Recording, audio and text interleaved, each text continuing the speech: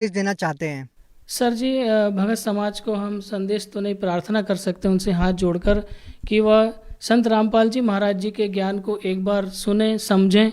क्योंकि अगर हम भक्ति मोक्ष पाने के लिए कर रहे हैं, नरदेह सार्थक करने के लिए कर रहे हैं, तो हमें संत रामपाल जी महाराज का ज्ञान एक बार अवश्य सुनना चाहिए और उनके बताए हुए अनुसार उपासना भक्ति करना चाहिए, ताकि हमारा मानव जीवन सार्थक हो सके। सर, आज के दिन संत रामपाल जी महाराज जी से नाम दीक्षा कैसे ली जा सकती है? सर, संत रामपाल जी महाराज जी से नाम दीक्षा लेने के लिए विभिन्न चैनलों पर उनके सत्संग आते हैं। यूट्यूब और फेसबुक के माध्यम से भी हम उन पर संपर्क सूत्र नंबर दिए गए हैं, उन पर हम संपर्क करके और अपने ही जिले में नाम दीक्षा आसानी से ले सकते हैं। जी, बहुत बहुत धन्यवाद। सत साहिब जी। दर्शकों, अभी आपने सुने संत रामपाल जी महाराज से दीक्षा प्राप्त करके सुखी हुए भक्त के अनुभव। अब देखिए जगत गुरु तत्वदर्शी संत रामपाल जी महाराज के मंगल प्रवचन। और दूसरी प्रकार की सतिथि में वो कभी भी कहीं पर भी आकर के साधु रूप में प्रकट हो जाते हैं, अच्छी आत्माओं को मिलते हैं, उनको ज्ञान देते हैं, उनको अपने से परिचित कराते हैं, जो भटक रही होती है उनकी प्यारी आत्मा। ऐसे ही एक धर्मदास नाम के महापुरुष वैश्य थे, बनिए थे और वैष्णु साधु से दीक्षित थे, विष्णु जी के पुजारी थे, विष्णु जी को इष्ट मानते थे, साथ में शंकर भगवान की भी पूजा करते थे। जैसे भी हमारे धर्म गुरुओं ने हमारे को जो ज्ञान दे रखा है, हम वैसे ही वो लगा हुआ था। और रूपदास नाम के एक वैष्णव संत से दीक्षित थे। अब उस रूपदास जी ने जैसा भी उस प्यारी आत्मा को गाइड किया, वो उसी तरह समर्पित था। उसने बता रखा था रूपदास जी ने कि 68 तीर्थ करने चाहिए, चारों धामों को भी अवश्य वहां जाना चाहिए, एकादशी का व्रत करो, हरे राम हरे कृष्ण और भोलेनाथ शंकर भगवान का इसका जाप करो, ओम नमः शिवाय आदि। तो ये मंत्र जाप करता था और तीर्थ भ्रमण के लिए वो चले वहां से।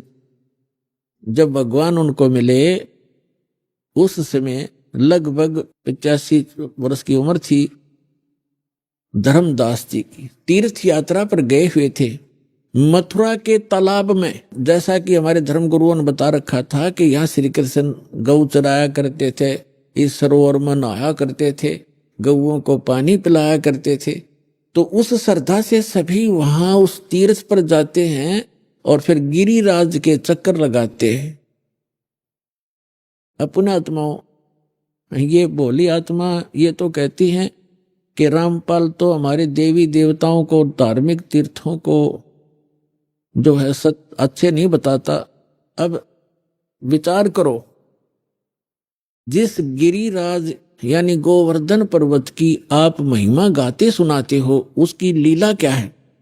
जैसे धर्मदास जी को परमात्मा मिले, फिर उनसे पूछा कि आप, ये लंबी वार्ता है, समय थोड़ा है, लेकिन आज जो दास बताना चाहता है कि तीर्थों पर और इन ऐसे यादगार स्थानों पर जाने से जीव का मोक्ष नहीं और केवल पाप ही होते हैं, पुण्य नहीं। क्योंकि पुण्य तो इसलिए नहीं कि श्रीमद् भगवद गीता में वर्णन नहीं उसका, और जो शास्त्र में वर्णित साधना नहीं है, वो अध्याय नंबर 16 के गीता के मंत्र 23 में स्पष्ट ही कर दिया है कि शास्त्र विधि को त्याग कर जो मनमाना आचरण करते हैं उनको कोई लाभ नहीं होता, ना सुख होता, ना गति होती और ना ही उनको कोई सिद्धि प्राप्त होती, यूजलेस। तो धर्मदास जी को परमात्मा एक जिंदा महात्मा के रूप में मिले।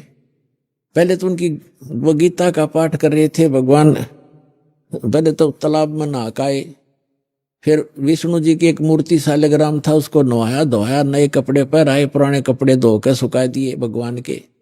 फिर धूप दीप दे करके उसको जो ऐसे धूप धाप दे कर ला गया गीता का पाठ करने। परमात्मा निकट से बैठ के 20-30 फुट की दूर, 50 फुट की दूरी पे, और ध्यान से सुन रहे हैं, जैसे बहुत अच्छा लग रहा है। धर्मदास जी ने भी उस दिन एक अध्याय करा करता पाठ, तो उस दिन 4-5 मोटे मोटे से 4-5 अध्याय सुना दिए। ये जान करके ये सामने बैठा एक मुसलमान हमारे धार्मिक ग्रंथ ज्ञान से कितना प्रभावित है, जब सारा कुछ सुना लिया, जब भगवान निकट आकर बैठ गए और कहा, हे महात्मा जी, मैं भटकी हुई आत्मा हूं। देखो पुण्यात्माओं, हमारे पिता ने हमारे तक पहुंचने के लिए कितना कैसे छिद्र करने पड़ते हैं, क्योंकि काल ने हमारी इतनी बुद्धि खराब कर दी इस गलत ज्ञान से, और यह झूठे सुख में इतने रंग दिए, ब्रह्मा विष्णु महेश को इष्ट मानकर इनकी पूजा में दृढ़ कर दिए। तो अपने आप को एक दास कहते हैं, अज्ञानी कहते हैं, और उस जीवात्मा को विद्वान कहते हैं, महापुरुष कहते हैं और महाराज कहते हैं, क्योंकि वो वैष्णव परंपरा से दीक्षित हो गया था और चौथे आश्रम में चल रहा था, सन्यास ले चुका था लगभग, यानी सन्यास का मतलब भगवान की भक्ति में ही ज्यादा रहता था। तो उसको कहते हैं भगवान के, हे महाराज जी, मुझे कुछ ज्ञान सुना, आपका बहुत अच्छा ज्ञान लग रहा था मुझे, लेकिन मैं समझ नहीं पा रहा था। तो फिर लगा धर्मदास जी ने बताया कि 68 तीर्थ करने चाहिए, रामकृष्ण का जाप करना चाहिए, ओम नमः शिवाय का जाप, यानी भगवान शिव की भक्ति करनी चाहिए। तो भगवान ने कहा कि मुझे आप अपना दीक्षा दे दो, मुझे, मैं कुछ भक्ति कर लूं। तो धर्मदास जी ने कहा कि मैं दीक्षा देने का अधिकारी नहीं हूं, और ऐसे कोई दीक्षा देने से कोई लाभ नहीं होता। मैं आपको अपने गुरुजी रूपदास जी से मिला दूंगा, आप उनसे दीक्षा ले लेना, और बगैर किसी आज्ञा से, अधिकारी से, ना दीक्षा लेने वाले को लाभ, देने वाले को पाप गणा, मैं नहीं कर सकता ऐसी गलती। तो तब तक परमात्मा ने कहा कि मेरी कुछ शंकाओं का समाधान कर दो, ताकि मैं आपके गुरुजी के पास जाकर दीक्षित हो सकूं। तब क्या बताने लगा धर्मदास के, हम कोई जीव हिंसा नहीं करते, हम तो वैष्णव साधु हैं, हम मांस वास नहीं खाते। तब परमात्मा ने कहा कि देखो, आप यहां क्या क्रिया की आपने, कि गिरिराज का एक पूरा चक्कर लगाया मैंने, इस गोवर्धन का चक्कर लगाया है, और आज यहां रुका हूं, और इस भगवान के ये धाम है, ये तीर्थ है मथुरा का, इसमें स्नान किया है। इसमें स्नान करने से बड़ा पुण्य होता है, बड़े इसमें लाभ होता है, मोक्ष होता है, और गिरिराज का जो चक्कर लगाने से जीव का कल्याण होता है। परमात्मा बोले कि आप गीता को सत्य मानते हैं? हाँ जी मानता हूं। आप नाम क्या जपते हो? हरे राम हरे कृष्ण कृष्ण कृष्ण हरे हरे, राधे राधे श्याम मिला दे। क्या ये मंत्र गीता जी में है? कि नहीं, जो गुरु मंत्र दे दे उसी से लाभ होगा। गीता अध्याय नंबर 16 के श्लोक नंबर 23 में लिखा है कि शास्त्र विधि को त्याग कर, आप ही पढ़ रहे थे अभी, भगवान ने कहा जो मनमान आचरण करते, अपनी मनमुखी जो मंत्र जाप करते हैं वो यूजलेस है, ना उनको सुख होता है, ना कोई गति होती है, ना उनको कोई सिद्धि प्राप्त होती। आप तो गीता को पढ़ते हो, करते हो इसके विपरीत हो, आप विधान तोड़ रहे हो। और गीता का ज्ञान किसने बोला? महात्मा परमात्मा ने कहा कि श्री कृष्ण जी ने बोला। अच्छा, श्री कृष्ण कौन है? कि विष्णु जी। विष्णु जी की मृत्यु होती है कि नहीं? वो तो अजरो अमर है, वो परमात्मा सर्वशक्तिमान। अच्छा, गीता जी का ज्ञान दिया श्री विष्णु कहो चाहे श्री कृष्ण कहो, आपके शब्दों में। हाँ जी, हाँ जी। तो गीता अध्याय नंबर 4 के श्लोक नंबर 5 और 9 में आप ही पढ़ रहे थे। ये खुद कहता गीता ज्ञानदाता कि मेरे और तेरे अर्जुन बहुत जन्म हो चुके, तू नहीं जानता, मैं जानता हूं। दूसरे अध्याय के 12वें श्लोक में आपने पढ़ा, यानी परमात्मा ने ये संकेत में बताया कि अभी आप पढ़ रहे थे, वो खुद कह रहा है कि मेरी जन्म मृत्यु होती है। ये 10 श्लोक बता रहा है आपको। और 10वें अध्याय के दूसरे श्लोक में कहा कि मेरी उत्पत्ति को ना ये देवता जानते। स्तब्ध हो गया एकदम, जैसे सुन हो जाकर। और आप कहते ये अजरो अमर है। और ये खुद कहता 18वें अध्याय के 62वें श्लोक में कि यदि तूने पूर्ण मोक्ष चाहिए तो उस परमेश्वर की शरण में जा, उसकी कृपा से तो परम शांति को, सनातन परम धाम को प्राप्त होगा। वो परमात्मा कौन है उसके बारे में बताओ मुझे, तब मैं दीक्षा लूं तुम्हारे से। तो नाराज हो गया कौन? धर्मदास। के तो आप तो हमारे देवी देवताओं को हे बताते हो, आप तो मुसलमान हो इसलिए। परमात्मा बोले मैं नहीं बताता, आप ये बताइए मुझे कि ये गिरिराज की आपने परिक्रमा की, ये कथा सुना दे मुझे। धर्मदास जी ने सुनाया ने, एक बार ना यहां देवी देवताओं की पूजा होया करती थी, और भगवान कृष्ण ने यह कहा कि इन देवी देवताओं की पूजा बंद करो, इंद्र की पूजा भी बंद कर दो, केवल एक परमात्मा की भक्ति करो। जिससे एक शुद्ध होकर के इंद्र ने इतनी जबरदस्त वर्षा कर दी, 96 करोड़ मेघमाला एकदम वर्षा दी, मूसलधार वर्षा होगी। तो भगवान कृष्ण ने इस गिरिराज को उठा लिया था हाथ पे और सारे ब्रज की रक्षा कर ली, सारा इंद्र बरस लिया, सारा वर्षा हो ली, कई खूब मुसलधार, लेकिन एक बूंद भी नीचे नहीं आने दी। इस गोवर्धन के ऊपर ही सोख दी भगवान ने। परमात्मा बोले थारी बुद्धि ले गए चोर। अब तेरे कृष्ण जी कहने लग रहे देवी देवताओं की पूजा मत करो, देवताओं के मुखिया इंद्र की भी पूजा छुड़वाई उन्होंने, और तब इन देवताओं के चपट रहे। और फिर मैं देवताओं की थारी बेइज्जती करता हूं। और जिस जोड़ में तू ना आया, इस महीने ने तो छोड़कर चले गए। श्री कृष्ण द्वारका में रहा करते थे, वहां जाओ न वहां गड्ढो तुम। अब वो द्वारका भी ना रही, वो समुद्र में डबो दी, इसलिए डबो दी थी कि यहां धक्के खाना होंगे ये बोली आत्माएं, मोक्ष होगा भक्ति से। अपने आत्माओं ये ज्ञान है, अभी तक हमने अज्ञान भर रखा था अपने अंदर। ये काफी लंबी कथा, लेकिन शॉर्ट में जो दास बताना चाहता वो इतना ही है। फिर परमात्मा ने कहा कि आप कहते हो कि मैं कोई जीव हिंसा नहीं करते, आप कहां से चल कर आए हो? कि बांधवगढ़ से आया हूं। कहां? मथुरा में। कितनी दूरी है, कितना डिस्टेंस है मथुरा और बांधवगढ़ का? धर्मदास जी ने कहा 250-300 मील होगा।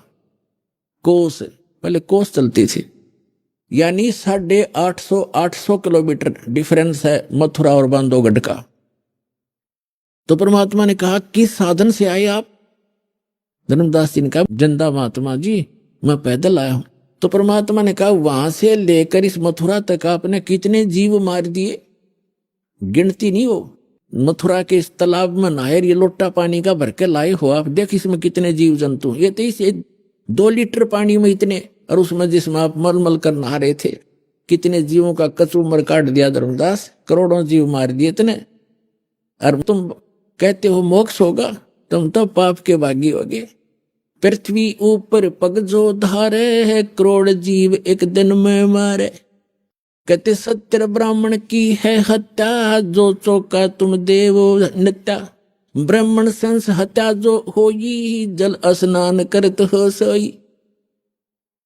अब जैसे आपके शास्त्रों में कहा है कि ब्रह्म हत्या का पाप बहुत भारी होता है, जीव हिंसा ब्रह्म का होता है, वैसे भक्त को मारा जाए और जीव हिंसा होती है।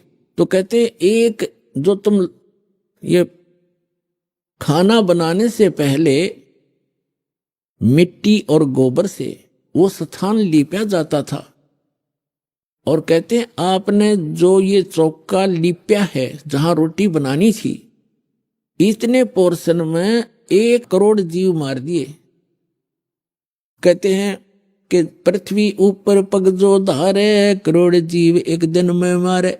जैसे आप सारा दिन घूमते फिरते हो, एक दिन में आप करोड़ों जीवों को नाश मार डालते हो। और कहते हैं सत्य ब्राह्मण की है हत्या, जो चौका तुम देवो नित्या। जो नित्य तुम लिपा पोती करते हो, इसमें सत्य ब्राह्मण जैसी जीव हिंसा हो जाती है। और ब्राह्मण सेंस हत्या जो होई, जल स्नान करत हो सोई। इस तालाब में नहाते हो ना, इसमें इतने जीव मर जाते हैं, 1000 ब्रह्म हत्या का पाप तुम्हें लगता है। हरी भांति पृथ्वी के रंगा, अंत कोट जीव उड़े पतंगा। खान पान में दमन प्राणी, कैसे पाओ मोक्ष निशानी। तुम खाते हो पीते हो, इसमें भी जीव मरते हैं। आटा गूंदते हो, इसमें भी मरते हो। पोछा लगाते हो, इसमें भी मरते हैं। और तुम कहता है हम जीव हिंसा नहीं करते। अपना आत्माओं कहने का भाव ये है दास का कि उस तीर्थ पर जाने और आने में आपने जो पाप जीव मारे वो तो आपके बैड अकाउंट में, और पुण्य एक भी को नहीं, क्योंकि वो सदग्रंथों के विपरीत साधना है। शास्त्र विधि को त्याग कर वो मनमाना आचरण है। तो यहां आपके मन में ये शंका आवेगी। आज का जो सत्संग है ये कंसेप्ट चल रहा है कि तीर्थ क्या है, ये अमरधाम वैष्णो देवी आदि कैसे बने, ये क्लियर हो गया। ये दूसरा ये था कि भगवान के दर्शन से नहीं मंत्र से मोक्ष होगा। जैसे जैसे आप श्री कृष्ण जी, श्री विष्णु जी और श्री भगवान शंकर जी को भगवान मानते हो, जैसे पार्वती से ज्यादा दर्शन शिव के कोई नहीं कर सकता। वह तो उसकी धर्मपत्नी थी, अर्धांगिनी थी, सबसे ज्यादा दर्शन वो एक करया करती, लेकिन मोक्ष नहीं था। उस मंत्र से मोक्ष हुआ। भगवान खुद वो परम अक्षर ब्रह्म 120 वर्ष तक भारतवर्ष की पृथ्वी पर काशी के अंदर रहकर चले गए और करोड़ों व्यक्तियों ने दर्शन करे, लाखों ने।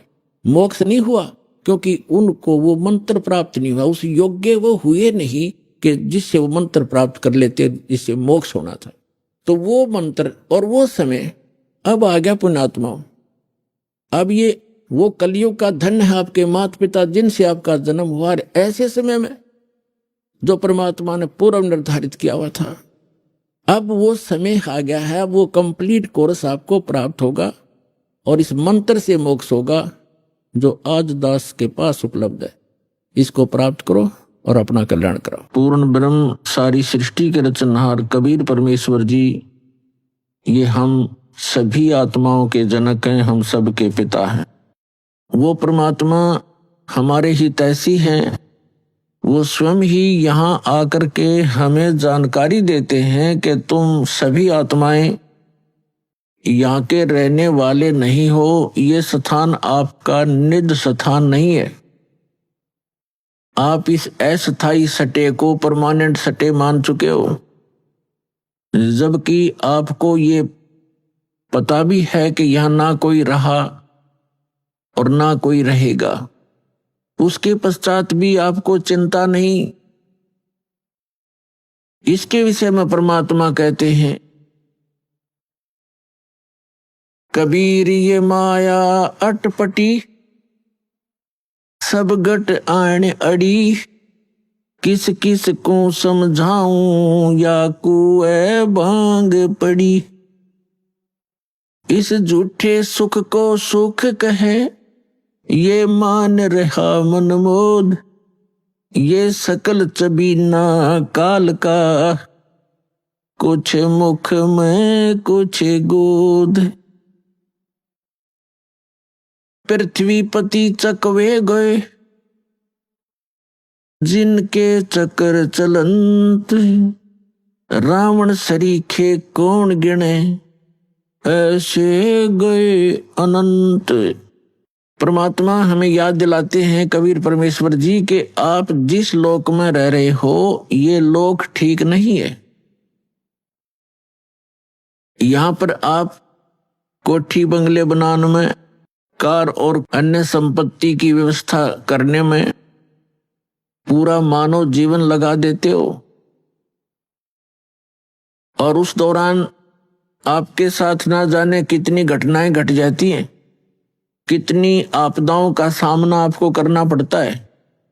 किसी का पुत्र मर जाता है, किसी की पुत्री विधवा हो जाती है, किसी को किसी व्यवसाय में घाटा होने से टेंशन का सामना करना पड़ता है। कोई भी प्राणी इस 21 ब्रह्मांड के जो काल का लोक है, इसमें कोई सुख ही नहीं है और कोई स्थायी नहीं है। परमात्मा से परिचित जो महापुरुष हुए हैं उन्होंने, और स्वयं परमेश्वर कबीर जी ने आकर के यहाँ की वास्तविकता हमें बताने की चेष्टा की है, लेकिन हम अज्ञान से इतने परिपूर्ण हो चुके थे कि हमने परमात्मा के उस ज्ञान को स्वीकारा नहीं।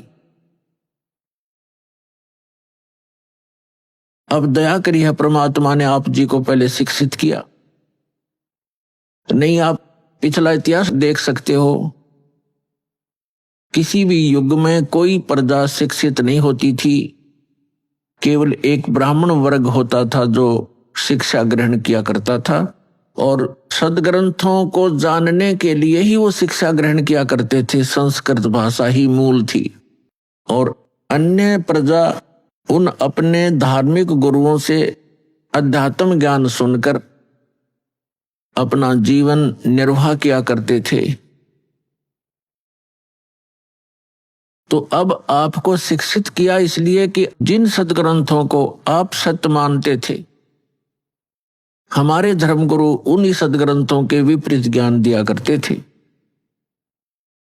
उसको कहते हैं शास्त्र विधि त्याग कर मनमाना आचरण, यानी शास्त्र के विरुद्ध ज्ञान और शास्त्र के विरुद्ध ही साधना हो वो साधना व्यर्थ होती है। इसका प्रमाण है श्रीमद् भगवत गीता अध्याय नंबर 16 के श्लोक नंबर 23 और 24 में।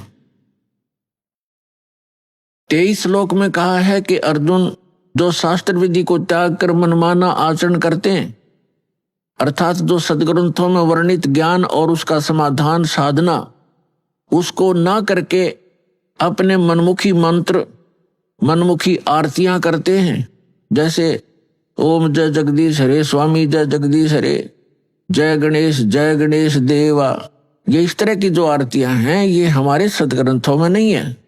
सदग्रंथों की पहचान भी आपको बताएंगे, सदग्रंथ कौन कौन से हैं, और बहुत बार पहले भी आपको सदग्रंथों के जानकारी दी है कि मूल सदग्रंथ कौन कौन से हैं जो गॉड गिवन हैं, और जो ऋषि मुनियों के बनाए ग्रंथ हैं वो कौन कौन से हैं। वो पुराण हैं, उपनिषद हैं, और गॉड गिवन कौन से सदग्रंथ हैं, जो चारों पवित्र वेद, पवित्र श्रीमद् भगवत गीता और पवित्र सूक्ष्म वेद, जो complete God given complete spiritual knowledge है, पूर्ण परमात्मा के द्वारा दिया हुआ संपूर्ण अध्यात्म ज्ञान है, वो सूक्ष्म वेद है। उस सूक्ष्म वेद को हमारे धर्मगुरु समझ नहीं सके, इस दास पर दया करी है उस सूक्ष्म वेद को समझने और समझाने की। तो जो सदग्रंथों के विपरीत साधना करते हैं वो शास्त्र विधि को त्याग कर मनमाना आचरण है। सदग्रंथ आपको बताई दिया, सूक्ष्म वेद, पवित्र चारों वेद, पवित्र श्रीमद् भगवत गीता। इसके अतिरिक्त जो सदग्रंथ हैं वो किसी ऋषि मुनि के दिए हुए ग्रंथ हैं। यदि वो वेदों से मेल खाते हैं वो ज्ञान तो सही है, उसके अतिरिक्त जो ज्ञान उनके अंदर है वो उनका अपना है, वो यथार्थ ज्ञान नहीं है। तो यहां गीता अध्याय नंबर 16 श्लोक 23 में कहा कि शास्त्र विधि को त्याग कर जो मनमाना आचरण करते हैं, मनमानी साधनाएं करते हैं, उनको न तो कोई सुख होता है, न कोई उनको सिद्धि प्राप्त होती है, और न ही उनकी गति होती है, अर्थात व्यर्थ, यूजलेस। तो क्या फायदा ऐसे डले डोण का जिससे कोई लाभ ही नहीं होना हो। तो इसलिए श्रीमद् भगवत गीता अध्याय 16 के 24वें श्लोक में तुरंत कहा है, इससे तेरे लिए अर्जुन कर्तव्य और अकर्तव्य की व्यवस्था में सदग्रंथ ही प्रमाण है। यानी सदग्रंथों को आधार मानकर जो संत साधना बताता हो उसी को स्वीकार कीजिए, अन्य शास्त्र विरुद्ध साधना बताने वालों को तुरंत त्याग दीजिए। वो अपना भी जीवन नष्ट कर रहे हैं और श्रद्धालुओं को भी मिसगाइड कर रहे हैं। तो जिन महापुरुषों को परमात्मा मिले, क्योंकि परमात्मा के गुणों में वेद प्रमाणित करते हैं कि वो परमेश्वर स्वयं अपने निज स्थान से चलकर आता है। परमात्मा, परमेश्वर ऊपर के लोक में रहता है, सत्यलोक में, और वहां से चलकर आते हैं सहशरीर, यहां अन्य रूप धारण कर लेते हैं और अच्छी आत्माओं को मिलते हैं जो दृढ़ भक्त होते हैं, उनको उपदेश देते हैं, यथार्थ ज्ञान समझाते हैं और फिर अपने से परिचित कराते हैं। सतलोक अपने निज स्थान ले जाकर उनको वापस छोड़ते हैं और वो परमात्मा 3 सतिथि में हमारी केयर टेक करते हैं, हमारी देखभाल करते हैं।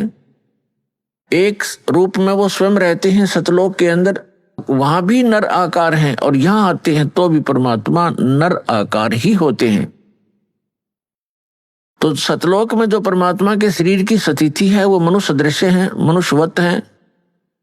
उनके शरीर का जो तेज है नूर है। एक रोमकूप में, एक रोम कहते हैं बाल को, एक रोम में करोड़ सूर्य करोड़ चंद्रमा, इन दोनों की मिलीजुली रोशनी हो, उनका जो तेज हो, परमात्मा की एक बाल की इतनी रोशनी है, तो फिर शेष बॉडी की कितनी होगी, अंडरस्टूड है। ये तो वहां परमात्मा एक रूप में ऐसे रोल करते हैं ओवरऑल कंट्रोलर और ओवरऑल क्रिएटर के रूप में वहां विराजमान है। वो परमात्मा जो बनारस में, काशी में धानक रूप में, जुल्हा रूप में यहां रहे थे, अभी कलयुग में सन 1398 से और सन 1518 तक 120 वर्ष रहे थे। वही परमात्मा उस असंख्य ब्रह्मांड के कंट्रोलर के सिंहासन पर विराजमान है, उस तख्त पर विराजमान है। उसके विषय में आंखों देखा उन महापुरुषों ने बताया है, जिनको परमात्मा मिले और सचखंड लेकर गए, फिर वापस छोड़ा। आदरणीय गरीबदास साहिब जी उनमें से एक महापुरुष हैं। उन्होंने कहा कि अनंत कोट ब्रह्मांड का एक रति नहीं भार, और सतगुरु पुरुष कबीर हैं ये कुल के सर्जनहार। हम सुल्तानी नानक तारे दादू को उपदेश दिया, जात जुलाहा भेद नहीं पाया, वो काशी माहे कबीर हुआ। ये काशी में जुलाहा रूप में जो रहे थे परमात्मा, ये असंख्य ब्रह्मांड के स्वामी हैं। हम इनको पहचान नहीं सके क्योंकि हमने परमात्मा की परिभाषा ही गलत सुन रखी है। कोई निराकार बताता है, कोई साकार कहता है, तो श्री राम और कृष्ण, विष्णु और शंकर भगवान तक हमारी बुद्धि सीमित कर रखी थी। इसलिए हम लाल को पहचान नहीं सके। हम 10 के नोट की भी कदर जानते हैं, हम 100, 500 और 1000 के नोट को भी खूब पहचानते हैं, लेकिन हम लाल से परिचित नहीं हैं। आज भी परिचित नहीं है। यहाँ कोई लाल डाल दिए जाए, आप उनको छोड़कर चले जाओगे, और 1000 का नोट पड़ा हो तुरंत उठाओगे। चाहे किसी का ये भी कहो कि भी किसका है देखिएगा, किसी का हो तो ले लीजिए, आपको उसकी कदर है, लाल का पता नहीं। तो ये लाल है परमपिता परमात्मा कबीर जी, जो सारी सृष्टि के रचनहार और सतपुरुष कहलाते हैं, जिसको गीता अध्याय नंबर 8 के श्लोक नंबर 3 में परम अक्षर ब्रह्म कहा है। और ये अन्य जितने भी देव हैं, कोई 1000 का नोट है, कोई 500 का, कोई 10 और 20 और 50, 100 का, तो इनको तो आप अच्छी तरह ग्रहण कर लेते हो। लेकिन एक लाल आपको मिल जाए तो इन 1000 के नोटा की गिनती नार आपके पास कितने हो जाएंगे, उसी से मिल जाएंगे वो। तो इस प्रकार परमात्मा कबीर जी वो लाल हैं जिनको हम पहचान नहीं सके, क्योंकि वो हमारे व्यवहार में नहीं थे। और हम पहचान नहीं सके तो अपनी पहचान कराने के लिए परमात्मा स्वयं आए और अच्छी आत्माओं को मिले, जो दृढ़ भक्त पुण्य आत्माएं थी। आप देख सकते हो जिन महापुरुषों को परमात्मा मिले उस समय, आज से 200 वर्ष पहले, 250 वर्ष पहले गरीबदास जी आए थे सन 1717 में, और संवत 1774 में उनका आविर्भाव हुआ था, जन्म हुआ था। और सन 1717 आज सन 2013, 300 वर्ष पहले, और 300 वर्ष पहले उनको परमात्मा मिले। पहले वो हमारे जैसे पुजारी थे, श्री राम, श्री कृष्ण, विष्णु और शंकर भगवान, माता मसानियों के। और जब उन्होंने परमात्मा को देखा, सतलोक देखा, जहां हम रहा करते वो स्थान देखे, और वहां की जो सुख देखे, फिर आकर उनको वापस छोड़ा, तो फिर वो इतने दृढ़ हो गए, पूरा समाज एक तरफ। तो ऐसे दृढ़ भक्तों को परमात्मा मिलते हैं। अभी आपने सुने संत रामपाल जी महाराज के मंगल प्रवचन। आइए अब सुनते हैं संत रामपाल जी महाराज से नाम दीक्षा लेकर सतभक्ति करके अद्भुत लाभ प्राप्त करने वाले अनुयायी के विचार। दर्शकों, कभी कभी मनुष्य के जीवन में ऐसा मोड़ आ जाता है जहां हर तरफ सिर्फ अंधेरा ही अंधेरा नजर आता है। मनुष्य पूरी श्रद्धा से भक्ति करता है, हर व्रत, हर पूजा पाठ, हर तीर्थ यात्रा करता है, लेकिन उसके बाद भी उसे सुख शांति नहीं मिलती। तब वो खुद को बेबस महसूस करता है। दर्शकों, ऐसी ही कहानी थी अमृतसर पंजाब के रहने वाले सुधीर जी की। सुधीर जी ने अपने जीवन में हर वो भक्ति साधना अपनाई जिसे हिंदू धर्म में सुखदायी और मोक्षदायक बताया जाता है, लेकिन फिर भी इनके जीवन में इन्हें सुख की प्राप्ति नहीं हुई। लेकिन दर्शकों, आज सुधीर जी का कहना है कि जब से मैं संत रामपाल जी महाराज की शरण में आया हूं और मैंने हिंदू धर्म में प्रचलित शास्त्र विरुद्ध साधना को त्याग कर संत रामपाल जी महाराज द्वारा बताई गई आदि सनातनी भक्ति को अपनाया है, तब से मेरे जीवन के सारे दुख गायब हो गए हैं और मुझे सच्चे सुख और शांति की प्राप्ति हुई है। दर्शकों, आखिर सुधीर जी हिंदू धर्म में प्रचलित साधना को शास्त्र विरुद्ध क्यों बता रहे हैं? आखिर इसके पीछे की सच्चाई क्या है? सुनते हैं सुधीर जी की कहानी, उन्हीं की जुबानी। नमस्कार जी। नमस्कार सर। सर क्या नाम है आपका? मेरा नाम सुधीर दास है जी। सुधीर जी आप कहाँ के रहने वाले हैं? मैं जी अमृतसर के रहने वाला हूँ जी। सुधीर जी, संत रामपाल जी महाराज से नाम दीक्षा आपने कब ली? सर मैंने रामपाल जी महाराज से नाम दीक्षा 2015 में ली थी जी। सर संत रामपाल जी महाराज से नाम दीक्षा लेने से पहले क्या आप कोई भक्ति साधना भी करते थे? हाँ जी, मतलब बहुत भक्ति साधना करते थे। हनुमान जी की पूजा, दुर्गा माता की, काली माता की। मेन मैं काली माता जी की पूजा करता था जी। खून चढ़ाता था अपना हाथ काट के, और लड्डू प्रसाद, हलवा प्रसाद, ऐसे वीरवार शनिवार को मैंने, मंगलवार को मैंने ऐसे करना और उनकी ऐसे करके साधना अपनी करते जाना। पापा मेरे एफसीआई इंस्पेक्टर थे, घर में कोई कमी नहीं थी। मैंने बड़ा मंदिर बना रखा, सोने चांदी की माता के छतर, बर्तन, और ऐसे उनसे उनको माता को भोग लगाता था जी। और उसी से बस चलता जा रहा। जैसे शुक्रवार का व्रत करना, मंगलवार के हनुमान जी के व्रत करना, शनिवार के शनिदेव जी के व्रत करना, नंगे पैर वैष्णो देवी जाना, पटियाले काली माता के उधर मत्था टेकने के लिए जाना। तो सर जैसे आपके अनुसार जो आप बता रहे हैं, तो आप बहुत ज़्यादा कठोर भक्ति साधनाएं करते थे। तो क्या इन सब भक्ति साधनाओं को करने से आपको लाभ भी प्राप्त हो रहे थे? लाभ तो क्या हो रहे थे जी, घर में मम्मी दिक्कत है, जैसे घर में हर साल डेथ हो जानी, तो कुछ नहीं समझ में आ रहा था कि हो क्या रहा हमारे साथ। पापा और 5 भाई थे, हर साल उनकी डेथ होते होते घर में बंदे तो घर में रहे नहीं, हम सब बच्चे ही रह गए।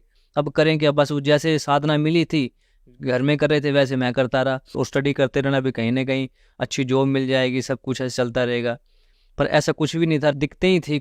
तो सर जैसे आप बता रहे हैं कि आपने पहले जो भक्ति साधनाएं की, उनसे आपको लाभ तो नहीं हो रहा था, मौतें हर साल आपके परिवार में हो रही थी। तो फिर संत रामपाल जी महाराज की जानकारी आपको कैसे हुई? सर इन परेशानियों में ना जी, करते करते एक मेरा फ्रेंड था अबोर में, उसका नाम केदारनाथ जी था। तो उन्होंने ना एक न्यूज़पेपर में देखा था कुछ ऐड संत रामपाल जी महाराज की। उन्होंने उस पर लिखा हुआ था भी फ्री बुक मंगाने के लिए, परमात्मा की जानकारी के लिए, परमात्मा कौन है, कहाँ रहता है, कैसे मिलता है। तो वैसे उन्होंने मंगवाई थी बुक। तो मैं उनके पास, जैसे मैं उस टाइम बीएड कर रहा था, तो मैं उनके पास गया। अब स्टडी लाइन में था, तो उन्होंने बोला कि ऐसे ऐसे करके यार ये बुक देख। ऐसे मैं बोला यार ऐसा कुछ भी नहीं है, काली माता से बड़ा कोई नहीं है। उन्होंने भोलेनाथ जी को जो पैरों में दबा लिया, तो उनसे बड़ा कौन होगा। उन्होंने बोला भाई ऐसा कुछ नहीं है, तो एक बार ये बुक पढ़ के देख ले, तेरे को पता लग जाएगा। उन्होंने काफ़ी समझाया, मैं कहा नहीं मेरे को यार समझ से मेरे बाहर है, तू अपना कर, मैं अपना कर रहा हूँ। पर कहीं ना कहीं मेरे मन में, जैसे उन्होंने बताया था यार सृष्टि रचयिता कोई और है, उसको एक तो समझ, इसको एक देख इसको बुक को। तो मैंने एक बार बुक पढ़ा, उसमें कुछ मेरे को समझ में नहीं आया सृष्टि रचना के बारे में, जैसे लगा कोई फिल्म स्टोरी ऐसा कुछ करके। पर धीरे धीरे जैसे उसमें लिखा हुआ था ना, मोबाइल मेरे पास है, तो मैंने जो संत रामपाल जी महाराज ने उसके अंदर लिखा हुआ था गीता की, बाइबल की, गुरु ग्रंथ साहिब की, इनकी जो कोटेशनें कुछ थी, वो पेज नंबर तक दिए हुए थे उसमें। तो मैंने मोबाइल में वो डाउनलोड करके मैंने वो देखा ना, तो एकदम मतलब मेरा हक्का बक्का, मतलब मैं हो गया भी यार जो संत रामपाल जी महाराज बोल रहे हैं वो सेम चीज इनमें है। और हम लोग कौन सी भक्ति साधनाएं कर रहे हैं? मूर्ति पूजा हम कर रहे हैं, पितृ पूजा हम कर रहे हैं, भूतों की पूजा हम कर रहे हैं। तो हो गया राजोगानन माता को पूज रहे हैं, जाके चौक में जाके ऐसे रख दो जी, आपका ये काम हो जाएगा। पर कोई ऐसा फायदा नहीं हुआ। मैंने उस दोस्त को बोला, मैं कि यार एक बार मेरे को ना थोड़ा और इनके बारे में थोड़ा बता। उन्होंने बोला यार मैं कुछ नहीं बता सकता, आप ना ऐसे ऐसे करके यूट्यूब पे इनके ना ये सत्संग आते हैं, आप सत्संग सुनो एक बार। सर जी मैं ना सिर्फ वो सत्संग 5-7 सत्संग सुने होंगे। वो सत्संग सुन के ना मैं हैरान हो गया यार, मैं किस दुनिया में घूम रहा था। मैं पढ़ा लिखा बीएड कर रहा हूँ, पढ़ा लिखा इंसान, और कैसे मैं इस चक्कर में हूँ। फिर मैंने खुद गीता को स्टडी किया, संत जी रामपाल जी महाराज से उनको मैंने मैच किया। तो मैंने बोला यार मेरे को ना यार नाम दीक्षा दुआओ यार, मैंने नाम दीक्षा लेनी है। उस टाइम अबोर के अंदर ना मलोट एक पास में गांव है, मैं उनके पास गया, रामपाल जी महाराज से नाम दीक्षा ली थी। तो सर जैसे आपने बताया कि आपको जब संत रामपाल जी महाराज के ज्ञान की जानकारी हुई, तो आपके रोंगटे खड़े हो गए और आपको विश्वास नहीं हुआ कि कोई काली माता से भी बड़ा भगवान है। तो जैसा कि आपने संत रामपाल जी महाराज के ज्ञान से ये जानकारी प्राप्त की कि काली माता से भी बड़ा कोई भगवान है और संत रामपाल जी का जो ज्ञान है वो सर्वश्रेष्ठ है, तो क्या उसके बाद जब संत रामपाल जी से नाम दीक्षा ली तो आपको कोई लाभ भी प्राप्त हुए? इतने लाभ हुए हैं बताते बताते मुंह का पानी सूख जाए। जो मेन है ना, मैं वही बताना चाहता हूँ। इच्छा थी कि घर में मेरी लड़की हो, मेरी बेटी हो। तो मैंने परमात्मा को अरदास लगाई मन में ही, मैं परमात्मा मतलब इस बार ना मेरे को बेटी चाहिए, लड़की चाहिए मेरे को, भी बेटा हो गया और बेटी चाहिए मेरे को। और परमात्मा ने दया करी, मेरे को बेटी मिली। बेटी हुई तो उनको ना होते ही सांस की प्रॉब्लम थी, मतलब होते ही ना उसको सांस मतलब 1 सेकंड में 3 बार बहुत स्पीड से ले रही थी सांस। डॉक्टरों को दिखाया, 3 दिन तक उनको कोई समझ में नहीं आया भी क्या हो क्या रहा, कहते इसके लंग सूख जाएंगे। उन्होंने दूसरे हॉस्पिटल में भेज दिया, उन्होंने बोला वहाँ पे वेंटिलेटर आप वहाँ पे लेके जाओ। मैं उधर लेके गया, उधर से भी उनको नहीं समझ में आया। कहते हमारे अमृतसर में केडी हॉस्पिटल है, उसमें उन्होंने रेफ़र कर दिया कि जी इससे अलावा आप और कोई नहीं, बस सिर्फ वही है। तो उनको मैंने वहाँ पे एडमिट करा दिया। अब उनको भी समझ में नहीं आ रहा, अब 3 दिन होने को आ गए, मैं परेशान। 1 दिन का 20,000 रुपया वहाँ पे खर्चा था। तो उस दिन वो डॉक्टर कहता भी मैं कुछ समझ में मतलब आता तो बताऊँ, नहीं तो कहता देखो हम कोशिश कर रहे हैं। अब मैं परेशान, अब मैं एक हमारे ना भगत थे बंटी भगत जी, उन्होंने मेरे को बोला अपना गुरु जी को अरदास लगाओ संत रामपाल जी महाराज को, भी वो बताएंगे इसका क्या है। मैंने गुरु जी को उस नंबर पे जो दिया हुआ था उस पर मैंने अरदास लगाई गुरु जी को, भी गुरु जी ऐसे ऐसे करके बात है, बेटी हुई है ऐसे करके। गुरु जी का उधर से फ़ोन आया, मैसेज आया कि बेटा वो तेरी बेटी है, तेरे पास ही रहेगी, वो काल तो जाता है इसके सांस जल्दी पूरे करके है ना यहाँ से इसको ले जाऊँ। पर परमात्मा ने दया करी, उधर उसको जानकारी नहीं थी, एडमिट करा दिया मैंने उनको। तो मैं ना डेली ना गुड़िया की फ़ोटो करके या ऐसे करके वीडियो बना के घर पे भगतमती को भेजता था, भी चलो इस मोबाइल को लेकर भगतमती देख लेगी मेरी कि वो खुश हो जाएगी, बेटी अभी ठीक है। तो ऐसे जब मैं वीडियो बना रहा था, उधर एक डॉक्टर आया, उसने कहता है मैंने उस पर मैसेज उस पर फ़ोन के ऊपर संत रामपाल जी महाराज की फ़ोटो लगाई हुई थी। तो डॉक्टर ने बोला यार आप इनको मानते हो? मैं कहा हाँ जी। कहता आपका इधर एक और भी हमारे एक डॉक्टर है इधर, संत रामपाल जी महाराज का शिष्य है, तो वो आप उनसे मिले एक बार। तो मैं अब खुश हो गया, भी चलो शुक्र है भी इतने बड़े हॉस्पिटल में कोई तो है भी जो हमारा मेरी कोई हेल्प करने के लिए ऐसे कुछ होएगा। तो केडी हॉस्पिटल में एक अपने शमशेर सिंह नाम के एक हमारे एक भगत थे, तो मैं उनको बोला भी शाम को उनकी ड्यूटी है, शाम को आप उनसे मिलना। मैं शाम को उनको मिला, उनको मैं कहा भगत जी ये सत साहिब, वो कहता सत साहिब जी। मैं कहा भगत जी ऐसे करके वो ममता नाम की बेटी मेरी है और ऐसे ऐसे करके। वो कहा भगत जी आपने उनको अमृत जल पिलाया उनको? मैं कहा भगत जी 3 दिन तो उधर 3 दिन इधर हो गए, अभी तक मैंने अमृत जल नहीं पिलाया और ये देखो जेब में पाके घूम रहा हूँ मैं। तो भगत जी उन्होंने ना मतलब 2 सिरिंज लेके ना उसको फूड पाइप की जहाँ पे मतलब वो लगी हुई थी, पाइप लगी हुई थी, तो उन्होंने फूड पाइप से उसके अंदर 2 सिरिंजें उसकी अमृत जल की डाल दी। अब डाली तो भगत जी कहाँ पे 18-19 हज़ार पर TLC इन्फेक्शन बढ़ी हुई थी। भगत जी रात में सुबह तक ना उसकी इन्फेक्शन नॉर्मल पे 12,000 पे आ गई उसकी। भगत जी इतना बड़ा चमत्कार था, मैं देख के ना हैरान हो गया।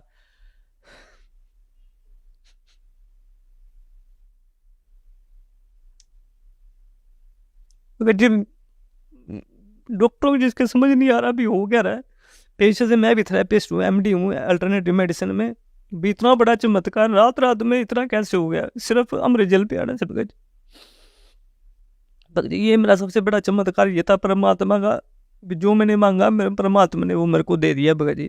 तो फिर जब उसका TLC भगत जी बिल्कुल ठीक हो गई, उसके बाद डॉक्टर हैरान, डॉक्टर कहें यार ये क्या अभी रात में ऐसा कुछ क्या? तो मैंने शमशेर भगत जी को बोला भगत जी देखो मालिक, वो कहता है यार तू मेरे को पहले बोलता तो पहले इसको। मैं कहा भगत जी मेरे को मैं डर रहा था भी TLC बढ़ा हुआ है, कभी इन्फेक्शन ना कुछ ज़्यादा हो जाए, दिक्कत ना बन जाए, बेटी को कोई दिक्कत ना हो जाए।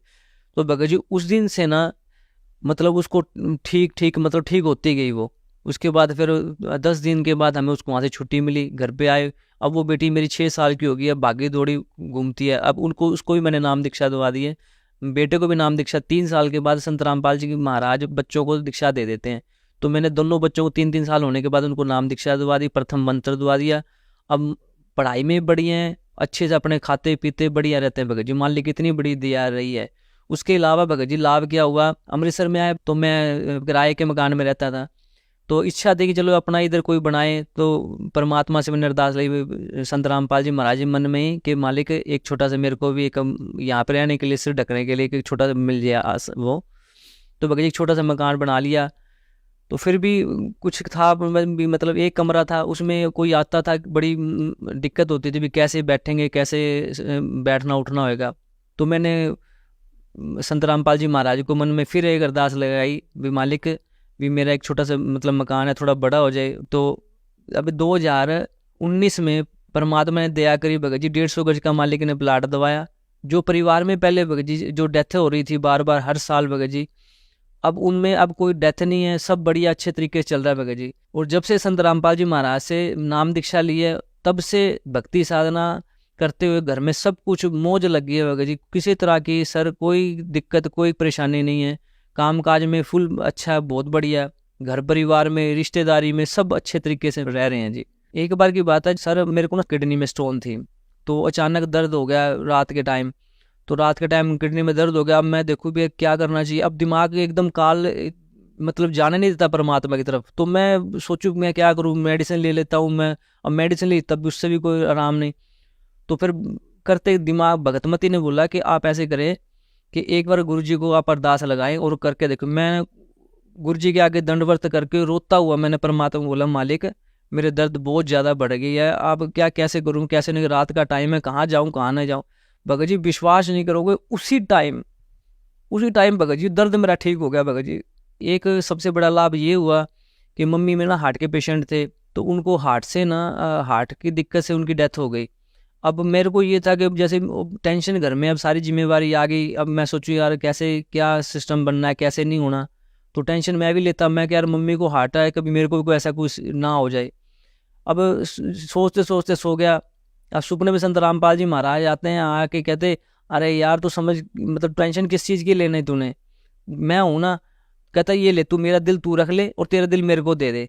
और भगत जी आप विश्वास नहीं करेंगे, जब मैं उठा ना ऐसे ना मेरे हार्ट बड़ा स्पीड से चल रहा और अलग सी की फीलिंग थी, जैसे ना एक अलग सी खुशबू आसे पासे आ रही थी और अलग सा एक मतलब हरा भरा ऐसे दिख रहा था। तो सर आपने बताया कि जब संत रामपाल जी महाराज से आपने नाम दीक्षा ली, उसके बाद आपके परिवार में खुशियाँ हो गई, आपकी जो बेटी थी उसको संत रामपाल जी ने जीवन दान दिया, उसके अलावा आपको आर्थिक लाभ भी हुआ, आपका खुद का मकान जो है अमृतसर में बन गया, और भी अनेकों लाभ आपको संत रामपाल जी से नाम दीक्षा लेने के बाद हुए। तो जो श्रद्धालु आज आपको सुन रहे हैं, आप उन्हें क्या संदेश देना चाहेंगे? मैं सबसे प्रार्थना करता हूँ जी, पढ़ा लिखा समाज है, वेद शास्त्र हमारे पास हैं, ठीक है। जो साधना संत रामपाल जी बता रहे हैं ना, ये इससे ऊपर कोई भक्ति साधना कोई है ही नहीं, ठीक है ना। अगर आपने सतलोक में जाना है, अपने जन्म मरण से छुटकारा पाना है, संत रामपाल जी की शरण में आए और नाम दीक्षा लें और अपना मोक्ष कराएं। सर संत रामपाल जी महाराज से नाम दीक्षा कैसे ले सकते? संत रामपाल जी महाराज के बहुत सारे चैनलों पे सत्संग आ रहे हैं, उनके नीचे फ़ोन नंबर दिए होते हैं, आप उस पर कॉन्टैक्ट करके वहाँ से अपने जो भी नज़दीकी आपका सेंटर है वहाँ से आप पता करके आप नाम दीक्षा ले सकते हैं। धन्यवाद सर। सत साहिब जी। संत रामपाल जी महाराज एक ऐसे महान संत जिन्होंने अपनी सतभक्ति, तत्व ज्ञान, करुणा और सेवा के बल पर समाज में नई मिसाल कायम की है। संत रामपाल जी महाराज की अगुवाई में उनके सभी सतलोक आश्रमों से समाज कल्याण के अद्भुत कार्यों ने समाज को सुनहरे भविष्य की एक नई उम्मीद दिखाई है। संत रामपाल जी महाराज से नाम दीक्षा लेने के बाद लाखों लोगों की लाइलाज बीमारियां जैसे कैंसर, एड्स आदि ठीक हुई। संत जी के ज्ञान से प्रेरित होकर उनके अनुयायियों ने लाखों यूनिट रक्तदान किया। संत जी ने लाखों बहन बेटियों का दहेज मुक्त विवाह करवाया।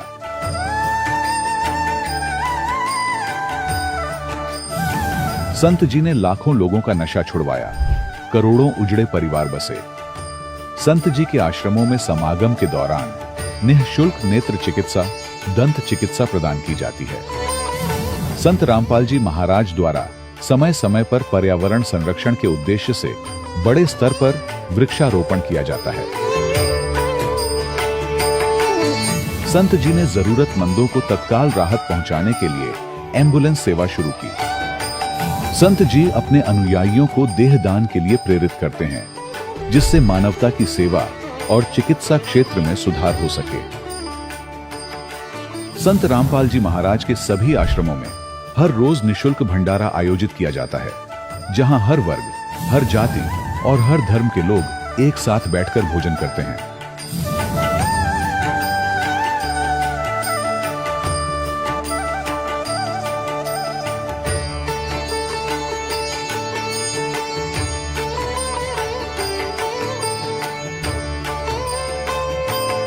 संत रामपाल जी महाराज के आश्रम में हजारों बुजुर्गों को सम्मान और प्यार के साथ जीवन जीने का अवसर मिलता है। उनके खाने, रहने और स्वास्थ्य की पूरी जिम्मेदारी संत रामपाल जी महाराज उठाते हैं। अनाथ बच्चों के लिए संत रामपाल जी महाराज के सभी आश्रम किसी वरदान से कम नहीं। यहाँ उन्हें शिक्षा, संस्कार, और भविष्य के लिए बेहतर अवसर प्रदान किए जाते हैं। चाहे बाढ़ हो, भूकंप या महामारी, संत रामपाल जी महाराज और उनके अनुयायी हमेशा ही जरूरतमंदों के लिए सबसे आगे खड़े रहते हैं। कोविड महामारी के दौरान संत रामपाल जी महाराज के आश्रमों से करोड़ों लोगों के लिए भोजन, दवाइयां और जीवन रक्षक सामग्रियां उपलब्ध कराई गई। चाहे गरीब की मदद हो या किसी शोषित और पीड़ित वर्ग के हक और सम्मान की लड़ाई, संत रामपाल जी महाराज ने हमेशा ही उनकी दबी आवाज को सरकारों तक पहुंचाया है और उन्हें उचित न्याय दिलवाने में अहम भूमिका अदा की है।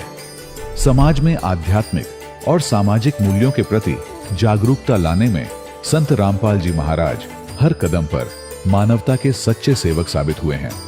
संत रामपाल जी महाराज का जीवन हमें सिखाता है कि सच्ची सेवा वही है जो निस्वार्थ भाव से की जाए। आइए हम भी इस महान सेवा के कार्य में इस महान संत से जुड़ें और संत रामपाल जी महाराज से नाम दीक्षा लेकर अपने जीवन को धन्य बनाएं।